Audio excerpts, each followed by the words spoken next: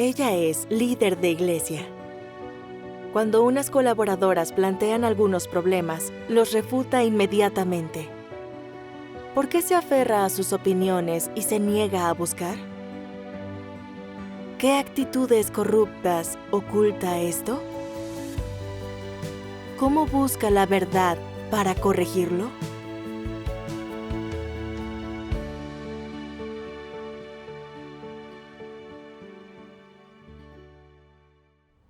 Un día, un par de líderes me comentaron una cuestión. Dijeron que Isabel, a cargo de la evangelización, no actuaba con principios y que destinaba gente al azar para predicar el evangelio, lo que afectaba al trabajo actual de los hermanos y perturbaba la labor de la iglesia. Sin pensarlo, les respondí. Seguramente Isabel lo hizo por necesidades del trabajo. Una de las líderes me dijo, a Isabel le falta aptitud y no es competente. No organizó bien al personal y algunos no quedaron contentos. Eso los llevó a ser negativos y afectó la evangelización. ¿Acaso no está incapacitada para este trabajo? Me sentí muy molesta cuando oí que iba a ser destituida. Así que repliqué, ¿qué? Si ella no se encarga de la evangelización, ¿van a poder encontrar a alguien mejor? ¿Tenemos a alguien así? Los problemas que comentan sé que existen, pero no son demasiado cruciales. Ella logra resultados. No la podemos destituir por estas nimiedades. Debemos proteger el trabajo de la iglesia. Fue muy imprudente refutar directamente lo que decían las líderes. Así es. Mientras refutaba a las líderes, yo pensaba que eran unas quisquillosas y que nadie es perfecto. Si somos corruptos y tenemos defectos, ¿por qué exigirle a alguien que sea perfecto? ¿Por qué no priorizaban los resultados? Y si al destituirla disminuían los logros del trabajo, se vería como que yo no hacía trabajo práctico, que era una falsa líder. ¿Qué opinarían de mí los demás? ¿Y me destituiría el líder superior? Las dos líderes, mudas ante mi refutación, dijeron impotentes. Mantengámosla por ahora. Eso demoraría el trabajo de la iglesia. Tienes razón. Días después, el líder superior me contactó por internet y preguntó cómo iba Isabel en su deber. Le contesté, ella lo hace bien, consigue logros en su trabajo y resultados. Al oír esto, el líder preguntó, ¿y cuáles son esos logros y resultados que dices? ¿Has analizado a cuánta gente ha ganado con su labor evangelizadora? ¿Sabes que ella ha estado falsificando las cifras? Tiene poca aptitud y no es muy competente, no es capaz de resolver los problemas, ¿lo sabes? Asigna sin principios a la gente y ese perturba la labor, ¿sabías? Ante las sucesivas preguntas, me palpitaba el corazón y me quedé en blanco. Al ver que yo era incapaz de responder, el líder prosiguió. Eres terriblemente confiada. A los que son demasiado confiados les falta autoconocimiento. Si te conocieras de verdad, ¿por qué no renunciarías a ti misma? ¿Acaso no te negarías a ti misma? Otros plantearon claramente este asunto, pero tú no lo admites. ¿Te das cuenta de cuánta arrogancia tienes? ¿Tienes la realidad de la verdad? Alguien que realmente la tenga no cree en sí mismo. Es capaz de escuchar a los demás. Es capaz de aceptar la verdad y someterse a ella. Es alguien con una humanidad normal. Cierto. ¿Qué clase de persona es sumamente arrogante y confiada? ¿Puede aceptar la verdad? Los que son arrogantes no aceptan la verdad y de ninguna manera se someterán a ella. La gente arrogante no se conoce a sí misma. La gente arrogante no renuncia a sí misma y en realidad no sabe poner en práctica la verdad ni defender los principios de esta. La gente arrogante no se lleva bien con nadie. Los arrogantes son aquellos cuyo carácter no se ha transformado. A partir de estas cosas vemos que los arrogantes son los satanáses que no han cambiado nada. Debes hacer introspección acerca de si eres arrogante. En ese momento, me aturdí como si me hubiera caído un rayo. El líder tenía razón. Llegó a la raíz del asunto. Ujú. Mm. Tras desconectarme, me quedé ahí, dándole vueltas una y otra vez a lo que él había dicho. No aceptan la verdad, no se someten a ella, no se llevan bien con nadie. Su carácter no se ha transformado, y son los satanases que no han cambiado nada. Cuanto más pensaba en esto, peor me sentía y no dejaba de llorar. Con dolor, oré entre lágrimas. Dios mío, nunca pensé que fuera una persona arrogante y confiada, que no aceptaba la verdad. Guíame para hacer introspección y conocerme. Ujú. Un día en mis devociones leí estas palabras de Dios. La arrogancia es la raíz del carácter corrupto del hombre. Cuanto más arrogante es, más irracional es. Y cuanto más irracional es, más propenso es a oponerse a Dios. ¿Hasta dónde llega la gravedad de este problema? Los arrogantes desprecian al resto de la gente y hasta consideran a Dios inferior a ellos. Y no tienen temor de Él en su corazón. Aunque las personas parezcan creer en Dios y seguirlo, no lo tratan como a Dios. Siempre creen poseer la verdad, se creen gran cosa. Esta es la esencia y la raíz del carácter arrogante, y proviene de Satanás. Por eso, hay que resolver el problema de la arrogancia. Creerse mejor es un asunto trivial. La cuestión fundamental es que ser arrogante impide someterse a Dios, a su soberanía y sus disposiciones. Esta gente compite con Dios por el poder sobre los demás. Esta gente no venera a Dios lo más mínimo, por no hablar de que ni lo ama ni se somete a Él. Los arrogantes y engreídos, especialmente los insensatamente arrogantes, creen en Dios, pero no se someten a Él. Se enaltecen y dan testimonio de sí mismos. Son los que más se resisten a Dios y no tienen temor alguno de Él. Si las personas desean venerar a Dios, primero deben resolver su carácter arrogante. Cuanto más minuciosamente resuelvas tu arrogancia, más veneración tendrás por Dios. Y solo entonces podrás someterte a Él y obtener la verdad y conocerle realmente. Quienes ganan la verdad son de veras humanos. Amén. Amén. Amén. Estas palabras fueron muy esclarecedoras. Cierto, la arrogancia es la raíz de la corrupción. Yo no solo consideraba inferiores a los demás, sino que peor aún, también a Dios.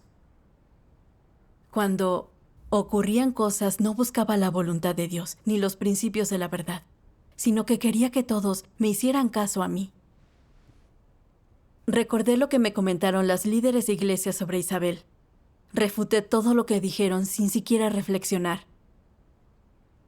Según ellas, Isabel no tenía principios y destinaba gente sin hablar con los líderes. Como consecuencia, la gente no sabía qué deber tenía que cumplir. Yo negaba este problema y no les hacía caso. Defendí totalmente a Isabel, alegando que actuaba así por necesidades del trabajo. Las líderes dijeron que le faltaba aptitud y no era competente, y que no era idónea para esta labor. Yo no me informé adecuadamente ni pensé si debía ser trasladada o no según los principios, sino que era reacia y me enojé. Pregunté a las líderes por qué no debía encargarse y si podrían encontrar un supervisor mejor. Desairé a las líderes y las agobié. Al plantear el asunto, las líderes se responsabilizaban del trabajo y lo defendían. Pero yo siempre creí comprender la verdad mejor que ellas, que sabía más, que ellas comprendían superficialmente la verdad, así que no tenía por qué hacerles caso. Ay, qué arrogante y confiada era. Hice lo que quería con terquedad y no acepté la verdad. Y no aceptaba nada que fuera cierto. Refuté todo lo que dijeron las líderes y les discutí hasta que dejaron de expresarse. Era arrogante más allá de toda razón, y no tenía veneración por Dios. Así es. No actué según los principios, y perjudiqué el trabajo de la iglesia. Y no solo no reconocí mis errores, sino que también culpé a las líderes cuando lo mencionaron. Las reprendí por ser quisquillosas e injustas con Isabel. ¿No era acaso una Satanás de las de siempre, sin ninguna transformación de carácter? Así, ¿cómo podría llevarme bien con otros y cooperar? Me sentí culpable al pensarlo de esa manera, y oré a Dios para arrepentirme y controlar la situación de Isabel. Después de analizar realmente las cosas, me enteré de que Isabel mentía en los informes, y que enredaba las cosas, y que nuevos creyentes no asistían a reuniones porque ella no asignó regantes. Isabel era poco apta, pero arrogante y dictatorial, y no hablaba de su trabajo con nadie. Cuando surgían problemas no sabía resolverlos y no aceptaba sugerencias, por lo que durante mucho tiempo no se abordaron muchos problemas, lo que entorpeció el avance de la evangelización. Por eso Isabel no era adecuada para la labor evangelizadora. Así es. Ante estos hechos, por fin reconocí que elegí a la persona equivocada. Cuando las líderes sugirieron su relevo, yo no quise y llegué a reprimirlas. Me sentía mal de pensarlo. Y me odié por ser una persona tan arrogante y tan confiada. Me presenté ante Dios en oración para que me guiara a comprender la esencia de mi problema. Luego, leí un pasaje de las palabras de Dios sobre la arrogancia. Dios Todopoderoso dice: la arrogancia y la santurronería son las actitudes satánicas más evidentes de las personas, y si no aceptan la verdad, no hay manera de que puedan purificarse. La gente tiene un carácter arrogante y santurrón. Siempre cree que tiene la razón y siempre piensa que su punto de vista y forma de pensar son correctos en todo lo que piensa, dice y opina. Que nada de lo que digan los demás es tan bueno o correcto como lo que ellos dicen. Siempre se aferran a sus propias opiniones y no escuchan lo que digan los demás. Incluso cuando lo que los demás digan sea cierto y concuerde con la verdad, no lo aceptan. Simplemente aparentan escuchar, pero no captan nada. Cuando llega el momento de actuar, siguen su propio camino. Siempre piensan que tienen razón y justificación. Puede que tengas razón y justificación, o que estés haciendo lo correcto, sin problemas. Pero, ¿cuál es el carácter que revelas? ¿Acaso no es arrogancia y santurronería? Si no eres capaz de desprenderte de este carácter arrogante y santurrón, ¿afectará eso al cumplimiento de tu deber? ¿Afectará a tu capacidad de poner en práctica la verdad? Si no puedes resolver este tipo de carácter arrogante y santurrón, ¿acaso es posible que te encuentres con grandes contratiempos en el futuro? No hay duda de que lo harás. Eso es inevitable. ¿Puede Dios ver estas cosas manifestadas en las personas? Puede, y extremadamente bien. Dios no solo observa el ser más íntimo del hombre, sino que también está siempre observando cada una de sus declaraciones y actos. ¿Y qué dirá Dios cuando vea estas cosas manifestadas en ti? Dios dirá: eres intransigente. Es comprensible que te aferres a tu postura cuando no sabes que te equivocas. Pero si te aferras a tu postura cuando sabes muy bien que te equivocas y te niegas a arrepentirte, entonces eres un viejo tonto testarudo y estás metido en problemas.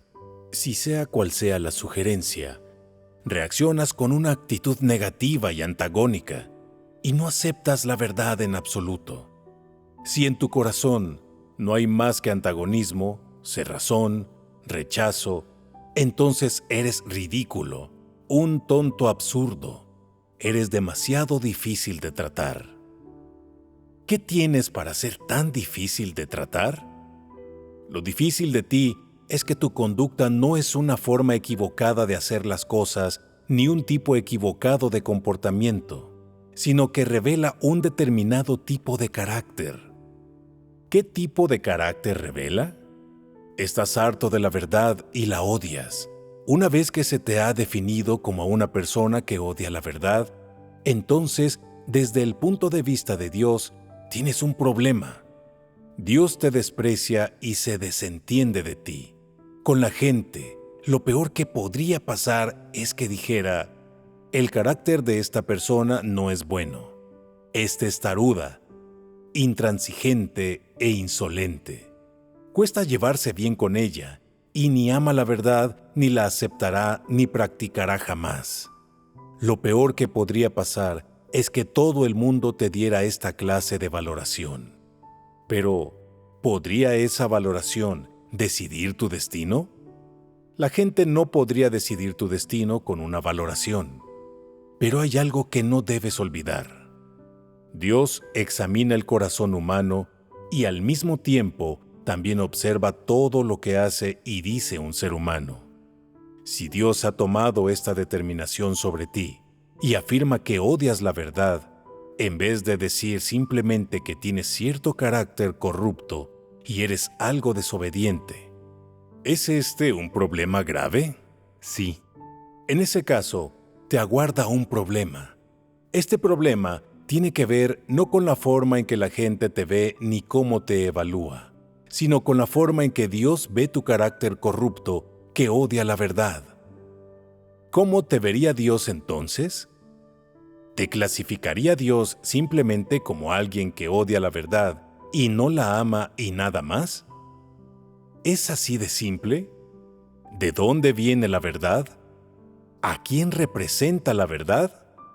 A Dios. Entonces, intenta profundizar en esto. Si alguien odia la verdad, ¿qué le parece a Dios? Que es enemigo suyo. ¿No sería un asunto grave? Una persona que odie la verdad, en el fondo, odiaría a Dios. Amén. La revelación de sus palabras me impactó mucho. Estaba corrompida por mi arrogancia y santurronería. Las líderes hicieron sugerencias sobre alguien a quien yo había elegido, las que no acepté, porque creía tener razón. Ni siquiera les di oportunidad de hablar, y no dejaba de reprenderlas y frenarlas. Dije cosas arrogantes, me impuse, y ellas desistieron. Eso no fue un simple error de enfoque y de conducta, sino un carácter satánico de hartazgo y odio por la verdad. Así es. Yo creía que ser terca y no aceptar sugerencias de nadie era mera arrogancia. Nunca pensé que fuera hartazgo de la verdad. Muy cierto. Al pensar en cómo había hablado y actuado con las líderes, me repugnó igual que comerme un gusano. Me sentí muy avergonzada, humillada como una tonta. A ojos de Dios, el hartazgo y el odio por la verdad son odio y enemistad hacia Él. Y todo enemigo de Dios es un diablo. Cuando el líder superior me reveló como un Satanás que no cambia, era cierto. Esa es mi naturaleza y esencia. Frente a los problemas era reacia, desafiante y no aceptaba la verdad. Y cumplía con el deber según mi carácter corrupto. ¿Cómo no resistirme a Dios y ofender su carácter? ¿Y cómo podía evitar las críticas? En ese momento me percaté de que la poda y el trato los recibí por la justicia de Dios. Aunque la revelación y las críticas hirieron mi orgullo y fueron duras, me ayudaron a ver mi naturaleza arrogante y me dieron veneración por Dios. Gracias a Dios. Que traten contigo y te poden. Es solo el amor de Dios y su salvación. Después leí unas palabras de Dios que me aportaron discernimiento sobre mi estado. Dios Todopoderoso dice: sea lo que estén haciendo, los anticristos siempre tienen sus propios objetivos e intenciones. Siempre actúan según su propio plan, y su actitud hacia los arreglos y la obra de la casa de Dios es: tú puedes tener 1000 planes, pero yo tengo una sola regla. Todo esto está determinado por la naturaleza del anticristo. ¿Puede un anticristo cambiar su mentalidad y actuar según los principios de la verdad? Eso sería absolutamente imposible, a menos que lo alto les obligue, en cuyo caso pueden hacer un poco con reticencia y esfuerzo. Solo son capaces de hacer un poco de trabajo práctico cuando se les va a exponer o sustituir si no hacen nada. Esta es la actitud que los anticristos tienen hacia la práctica de la verdad. Cuando es beneficiosa para ellos, cuando todo el mundo los elogia y admira por ello, se aseguran de practicarla y harán algún esfuerzo simbólico para guardar las apariencias. Si la práctica de la verdad no es beneficiosa para ellos, si nadie la ve y los líderes superiores no están presentes, entonces ni se plantean practicar la verdad en esas ocasiones. Su práctica de la verdad depende del contexto, del momento, de si se hace en público o fuera de la vista. De lo grandes que sean los beneficios, son extraordinariamente astutos e ingeniosos respecto a esas cosas. Y no obtener ningún beneficio o resaltar no les resulta aceptable. No realizan ningún trabajo si no se van a reconocer sus esfuerzos. Si nadie lo ve, por mucho que hagan. Si el trabajo es organizado directamente por la casa de Dios y no les queda otra opción que hacerlo, se plantean si eso beneficiará a su estatus y reputación. Si resulta bueno para su estatus y puede mejorar su reputación, ponen todo su empeño en esta tarea y hacen un buen trabajo. Sienten que están matando 2 pájaros de un tiro. Si no resulta beneficioso para su estatus o reputación, y hacerlo mal podría acabar por desacreditarles, piensan en una manera o excusa para librarse de ello. No importa el trabajo que realicen, siempre se atienen al mismo principio. Deben obtener algún beneficio. El tipo de trabajo que más les gusta a los anticristos es cuando no les cuesta nada, cuando no tienen que sufrir ni pagar ningún precio, y se obtiene un beneficio para su reputación y estatus. En resumen, no importa lo que estén haciendo, los anticristos consideran primero sus propios intereses y solo actúan una vez que lo han considerado todo bien. No obedecen verdadera, sincera y absolutamente la verdad sin compromiso, sino que lo hacen de manera selectiva y condicionada. ¿Con qué condiciones? Se trata de salvaguardar su estatus y reputación y no deben sufrir ninguna pérdida. Solo después de que se satisfaga esta condición, decidirán y elegirán qué hacer. Es decir, los anticristos consideran muy seriamente la manera de tratar los principios de la verdad, las comisiones de Dios y la obra de la casa de Dios, o cómo ocuparse de las cosas a las que se enfrentan. No les importa cómo cumplir la voluntad de Dios, cómo evitar dañar los intereses de su casa, cómo satisfacerlo o cómo beneficiar a los hermanos y a las hermanas. No son esas las cosas que les interesan. ¿Qué les importa a los anticristos? Si su propio estatus y su reputación van a verse afectados y si su prestigio va a disminuir. Si hacer algo de acuerdo con los principios de la verdad beneficia a la obra de la Iglesia y a los hermanos y las hermanas, pero provocara que su propia reputación se viera afectada y causara que mucha gente se diera cuenta de su verdadera estatura y supiera qué tipo de naturaleza y esencia tienen, entonces no cabe duda de que no van a actuar de acuerdo con los principios de la verdad. Si hacer trabajo práctico hará que más personas piensen bien de ellos, los respeten y los admiren, o permite que sus palabras tengan autoridad y causen que más personas se sometan a ellos, entonces elegirán hacerlo así. De lo contrario, nunca elegirán renunciar a sus propios intereses por consideración hacia los intereses de la casa de Dios o de los hermanos y las hermanas. Esta es la naturaleza y la esencia de los anticristos. Amén. Las palabras de Dios me enseñaron que fui reacia y me irrité cuando comentaron los problemas de Isabel y no quise relevarla, no solo porque yo tenía un carácter arrogante. Detrás se ocultaban mis motivaciones egoístas y ruines.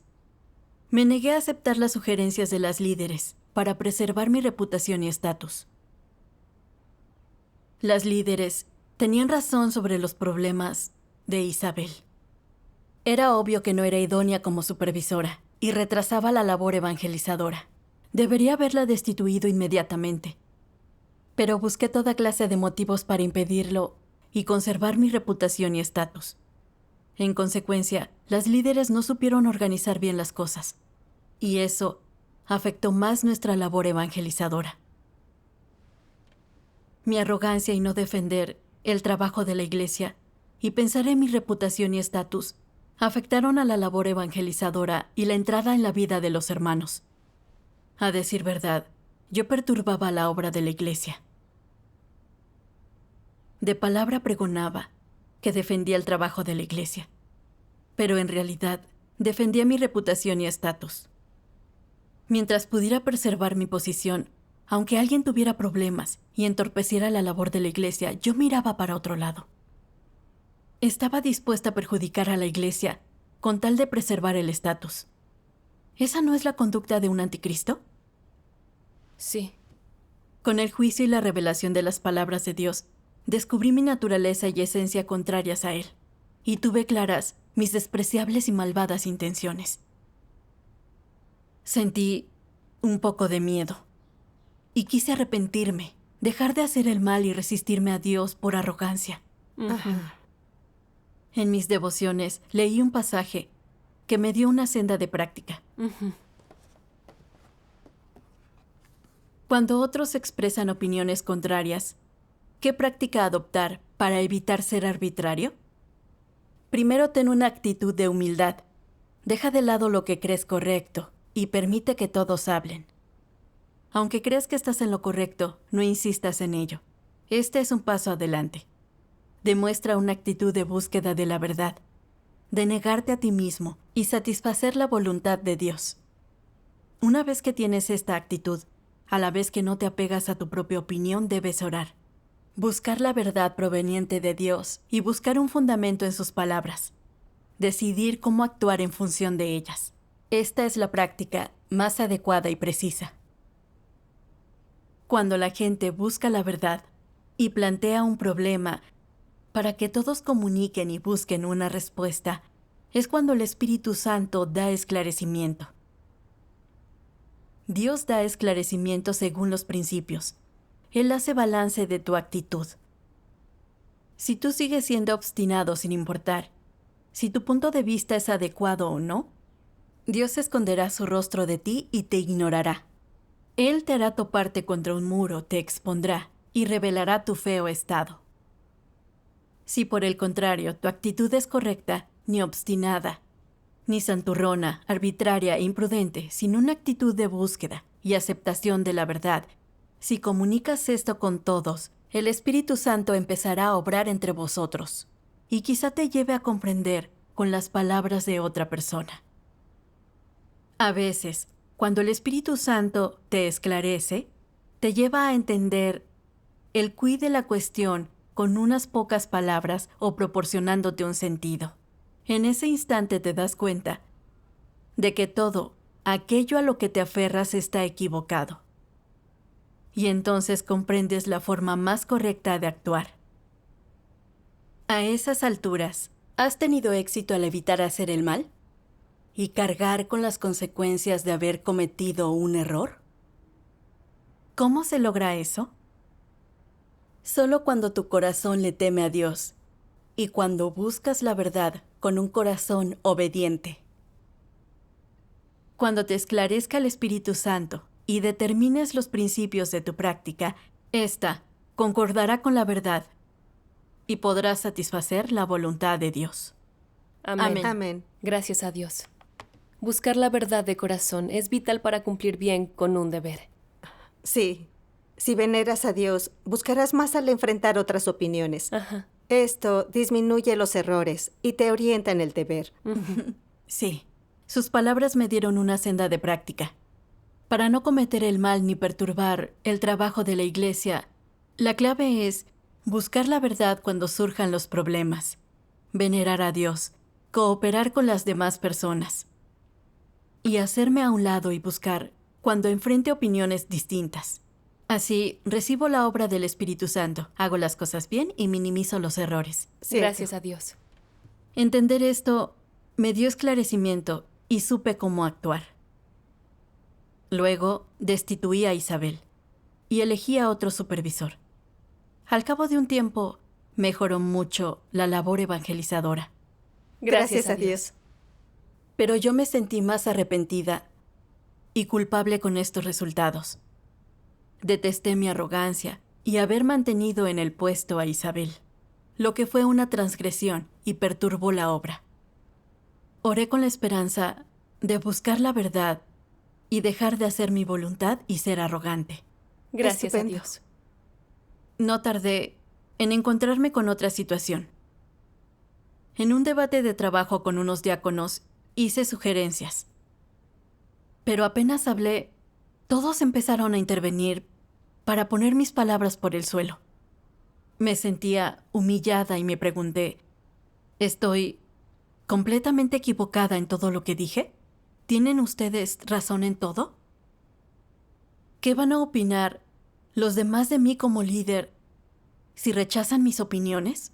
Dirán, no comprendo la verdad y carezco de la realidad. ¿Me tomarán en cuenta después de esto? ¿Seguiré teniendo prestigio de líder ante los demás? Al pensarlo, quise defender mi reputación y negar las opiniones de los otros. Me sentí muy culpable al saberme de nuevo en un estado incorrecto. Por dentro, oré a Dios en silencio. Dios mío, sé que ellos tienen razón, pero mi orgullo está herido y quiero preservar mi reputación y estatus. Por favor, vela por mí y ayúdame a aceptar sus sugerencias correctas, a seguir los principios de la verdad y a no vivir con corrupción. Amén. Tras orar leí estas palabras de Dios. Hay que discutir todo lo que se hace con los demás. Escucha primero lo que dice el resto. Si la opinión de la mayoría es correcta y coincide con la verdad, debes aceptarla y someterte a ella. Hagas lo que hagas, no recurras a la grandilocuencia. Esta nunca es buena en ningún grupo. A menudo deberías tener comunicación con los demás, haciendo sugerencias y expresando tus propios puntos de vista. Este es tu deber y tu libertad.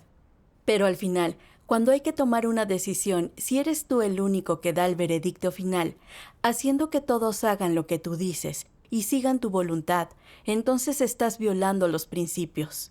Si nada te queda claro y careces de puntos de vista, aprende a escuchar y obedecer, a buscar la verdad.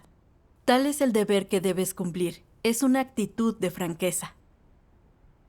Si alguien no tiene opiniones, pero siempre teme parecer tonto, no destacar, ser humillado por los demás, si teme que lo desdeñen y no tener ningún estatus en su corazón, y por eso siempre trata de destacar, siempre rimbombante, con afirmaciones absurdas e irreales, queriendo que los demás las acepten. ¿Esa persona cumple con su deber? No. ¿Qué está haciendo? Está siendo destructiva. Amén. Estas palabras me dieron esclarecimiento. Participar en el trabajo, dar opiniones y sugerencias era parte de mi deber y responsabilidad, pero que todos hicieran lo que yo quisiera y me escucharan era mera arrogancia. Sin duda. En los debates de trabajo, todos tienen derecho a expresar su opinión, y debemos hacer lo que concuerde con los principios de la verdad y favorezca el trabajo de la Iglesia. Esa es una actitud de aceptación de la verdad. Así Sí. es. Siempre que siga los principios, aunque lo sugiera el hermano aparentemente más corriente, hemos de admitirlo. Tienes razón. Después empecé a centrarme en practicar la verdad, y cuando surgían opiniones distintas en el trabajo, indagaba en las ideas de la gente para alcanzar un consenso que aplicar. Gracias a Dios. Recuerdo que una vez terminé de hacer algo yo sola y me sentía algo incómoda. A base de orar y recapacitar, me percaté de que no había hablado con nadie para alcanzar un consenso, y ese no era el enfoque correcto. Me sinceré con todos en comunión y les dije que era arrogante, que no había debatido nada antes de decidir, que así era muy irracional y que ya no haría así las cosas. Además les pedí que me vigilaran. Sentía más tranquilidad al hacerme a un lado y practicar la verdad así. Gracias a Maravilloso. Dios. Esa es la manera de hacerlo, cooperar y controlarnos mutuamente. Sí, es menos probable errar y se favorece la labor. Es cierto. Lo practiqué en los debates de trabajo posteriores y las cosas terminaron mejor sin ningún contratiempo. Estaba muy agradecida a Dios. Con esto experimenté que si no eres arrogante en el deber y cooperas bien con los demás, puedes recibir la obra del Espíritu Santo y es más probable que hagas las cosas. Gracias a Amén. Dios. Ahora entiendo un poco mi carácter corrupto, arrogante y santurrón. Sé practicar la verdad y me transformé. Esto es el amor y la salvación de Dios. Solo el juicio, el castigo, la poda y el trato de Dios pueden transformar y purificar a la gente. Amén. Gracias a Gracias Dios. Demos Dios. gracias a Dios.